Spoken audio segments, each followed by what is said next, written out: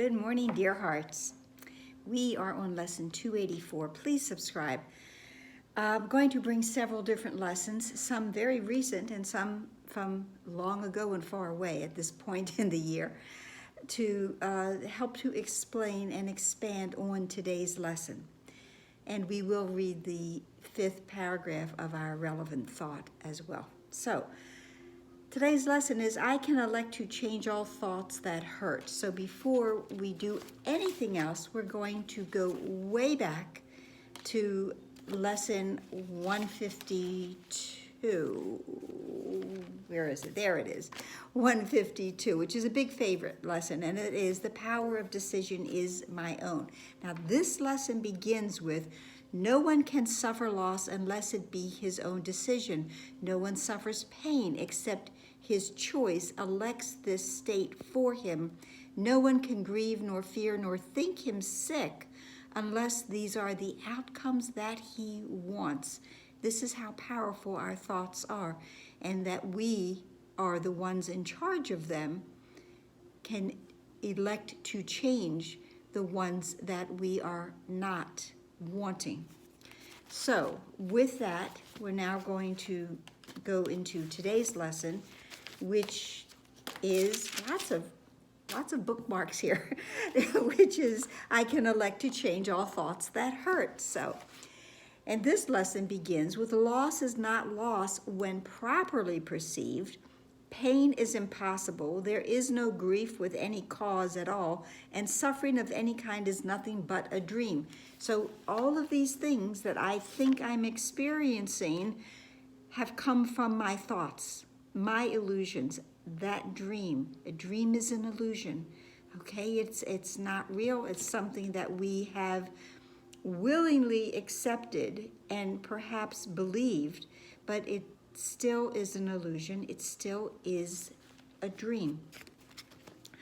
I'm also going to go now into lesson 190. Just listen to this, that I choose the joy of God instead of pain. I can elect to change all thoughts that hurt. I choose the joy of God instead of pain.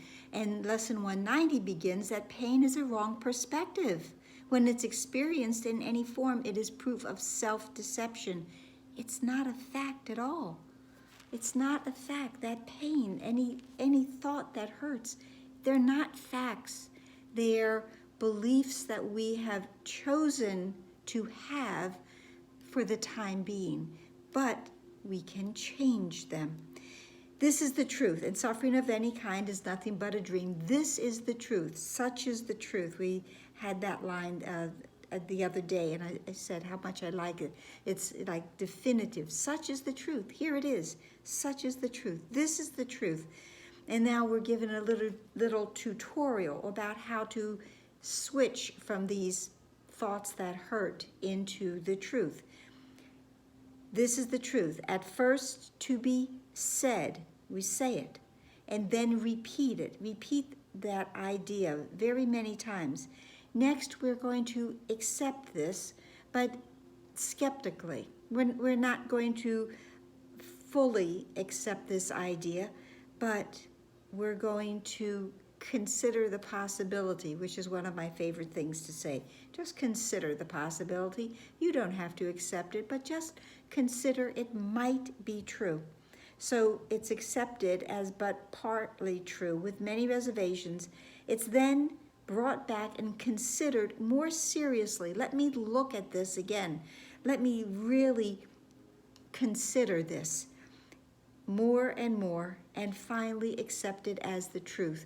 So we're not pulled into it. We're not forced, coerced into accepting the truth. It comes in our time frame. When we are ready, the truth is there for us. And it's also when we are ready, we know that we have the power of decision, and we can choose the joy of God instead of pain, and we can elect to change all our thoughts that hurt. So then to be considered more and more, finally accepted as the truth, I can elect to change all thoughts that hurt. I can elect to change all thoughts that hurt. The other day, just the other day, Lesson 281 is I can be hurt by nothing but my thoughts. Nothing but my thoughts. It's always within here that the idea of suffering or pain or less than begins, but it's also I have the ability to change it. Nothing outside of me. See how well all of this weaves in together?